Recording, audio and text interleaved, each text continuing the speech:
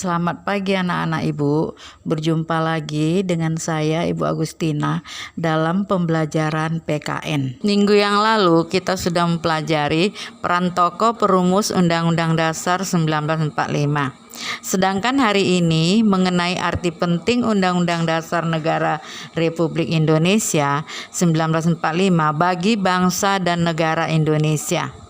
Pembelajarannya adalah mengetahui arti penting Undang-Undang Dasar Negara Republik Indonesia tahun 1945 bagi bangsa dan negara Indonesia. Perhatikan video ini. Kehidupan dalam sekolah kalian dapat diibaratkan sama dengan kehidupan suatu negara. Keduanya memiliki peraturan. Kehidupan di sekolah diatur melalui tata tertib sekolah. Sedangkan kehidupan dalam suatu negara diatur dengan konstitusi atau undang-undang dasar. Jadi bisa diibaratkan anak-anak negara Kesatuan Republik Indonesia itu merupakan sekolah kita.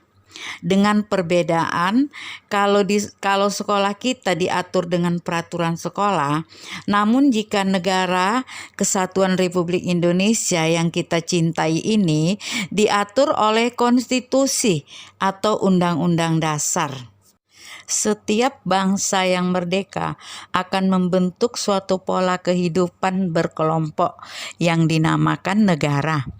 Pola ini dalam bernegara perlu diatur dalam suatu naskah berupa aturan hukum tertinggi dalam kehidupan negara Republik Indonesia yang dinamakan Undang-Undang Dasar Negara Republik Indonesia tahun 1945.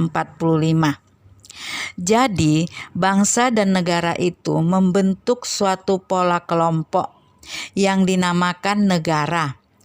Anak-anak, dan kehidupan bernegara perlu suatu aturan, di mana aturan tersebut berupa undang-undang dasar atau konstitusi. Nah, konstitusi itu kalau di negara kita berupa konstitusi tertulis yang disebut Undang-Undang Dasar Negara Republik Indonesia tahun 1945. Biasa, familiar, kalian menyebutnya Undang-Undang Dasar 45. Ya, tapi memulai saat ini kita biasakan menyebutnya itu Undang-Undang Dasar kita atau konstitusi kita, yaitu Undang-Undang Dasar 1945. Nah, Undang-Undang Dasar 1945 tersebut merupakan aturan hukum yang paling tinggi di Indonesia. Maka dari itu, peraturan tinggi tersebut dijadikan pedoman atau dasar untuk peraturan di bawahnya.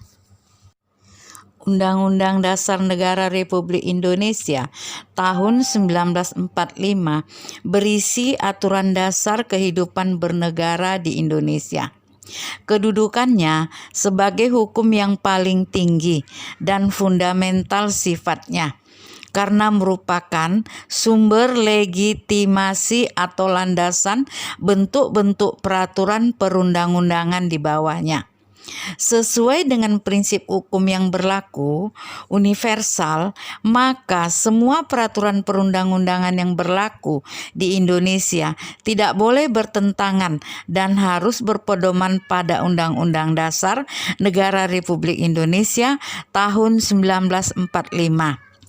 Jadi anak-anak, konstitusi kita yaitu Undang-Undang Dasar Negara Indonesia tahun 1945 itu merupakan, sekali lagi saya ulangin, yaitu sebagai hukum yang paling tinggi dan fundamental.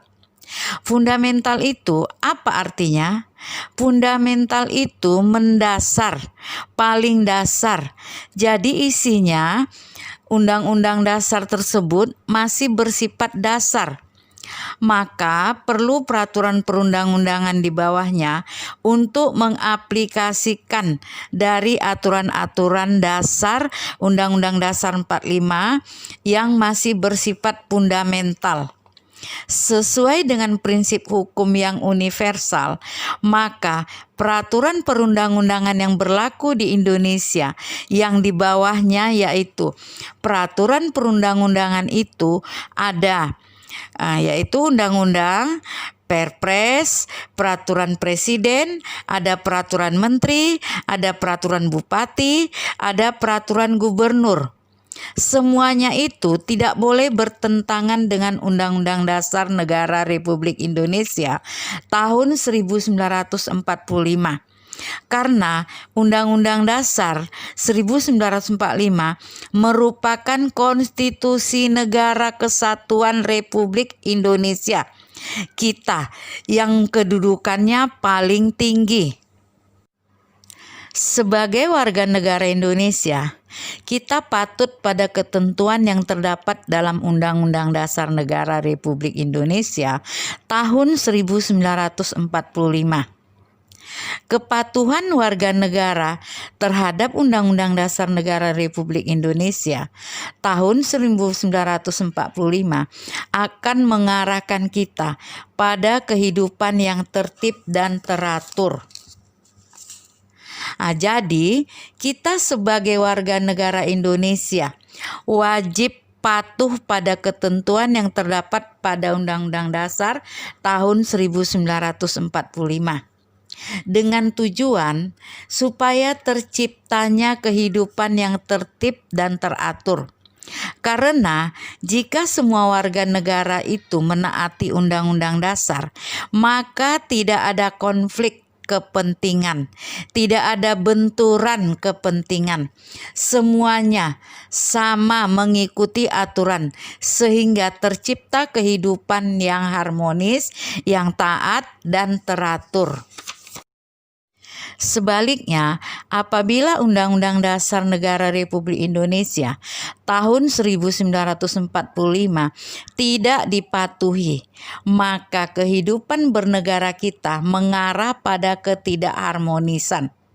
Akibatnya, bisa terjadi perang saudara. Siapa yang dirugikan?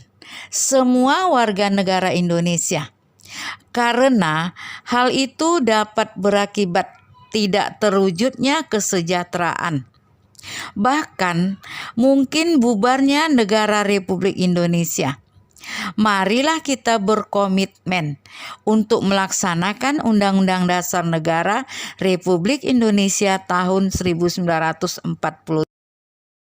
Jadi, jika setiap warga negara tidak menaati aturan Undang-Undang Dasar, maka tidak mungkin tercipta kehidupan ya anak-anak. Maka dari itu, kita sebagai warga negara wajiblah menaati Undang-Undang Dasar negara kita.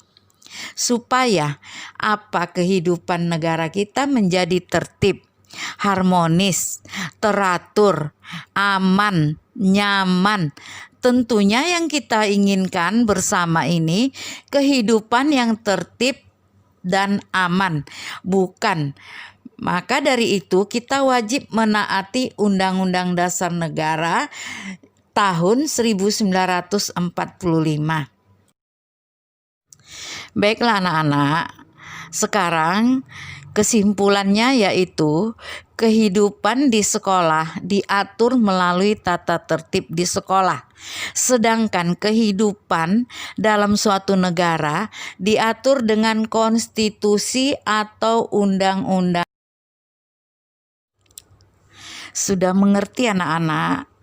Kalau sudah mengerti, baiklah sekarang kita lanjutkan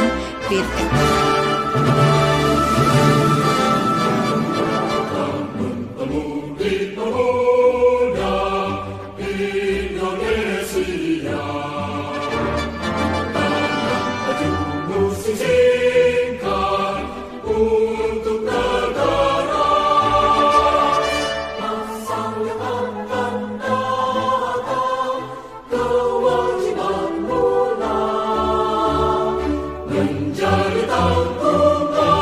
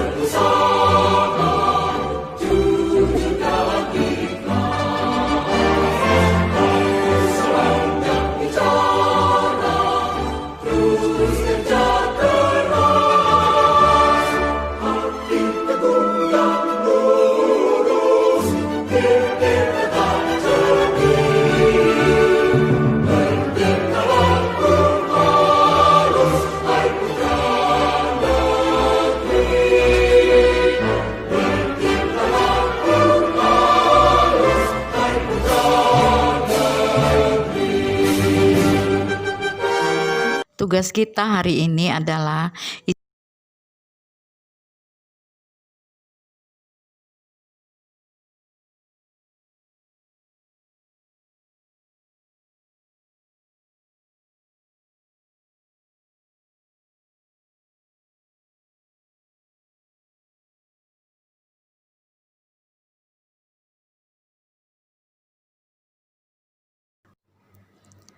Nah, sampai di sini Ibu sudahin.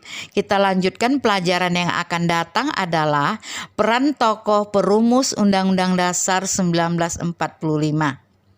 Baiklah, protokol kesehatan kita yaitu jaga jarak, cuci tangan, pakai masker bila keluar rumah. Sekian dan terima kasih.